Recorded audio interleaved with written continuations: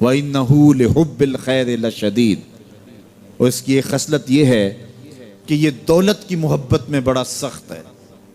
دولت کی محبت یہ بہت زیادہ اپنے سینے میں پال چکا ہے، اور یہ دولت اس کی محبوبہ بن گئی ہے.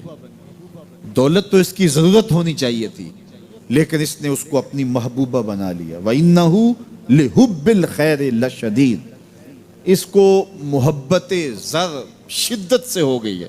سویر سے شام تک اس کا وظیفہ ہی یہی ہے.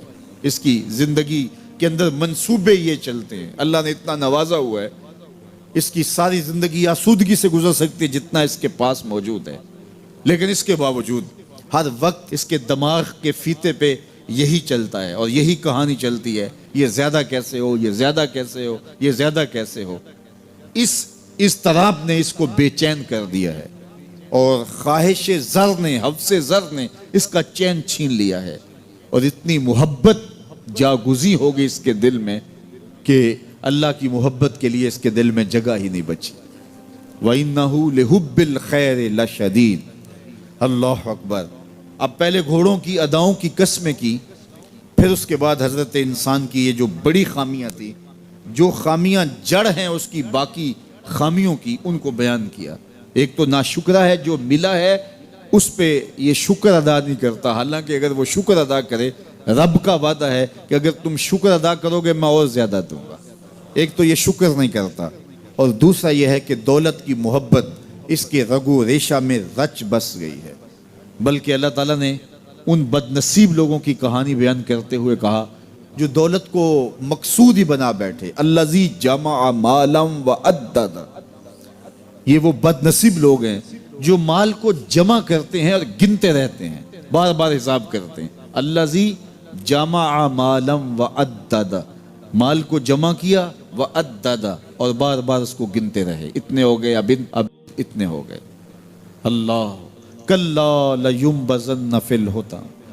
پہلے شرف میں الذی جمع مالا وعدد یحسب ان مالہ اخلد، یہ گمان کرتے ہیں کہ ہمارا مال ہمیں لافانی کر دے گا، مال کی کثرت سے ہم محفوظ ہو جائیں گے اور ہمارا کچھ نہیں بگڑے گا. دولت اتنی ہوگی تو ہم ہر طرح سے حفاظتوں کے ساتھ میں آ جائیں گے، ہمارا مال ہمیں لافانی کر دے گا. یحسب ان مالہ اخلد.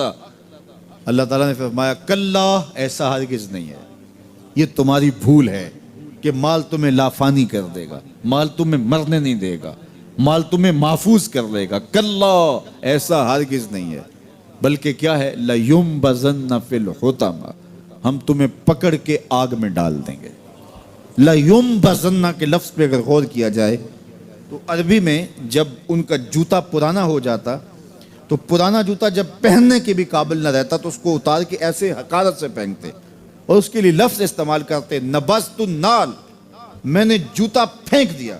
وہ جوتا جو پاؤں میں ڈالنے کے بھی قابل نہ رہے اور اتنا پرانا ہو جائے کہ اس کو اب جو ہے وہ مزید مرمت بھی نہ کروانا ممکن ہو، تو اس کو پھر پھینکا جاتا ہے، اور پھر اس کو وہ حقارت سے پھینکتے ہیں، اور وہ جوتا چلتے ہوئے تنگ کرتا ہے تو پھر اس کو اتار کے حقارت سے رب پھینک دیتے ہیں. تو اس کے لیے لفظ بولتے ہیں نبذت النال، میں نے جوتا پھینک دیا.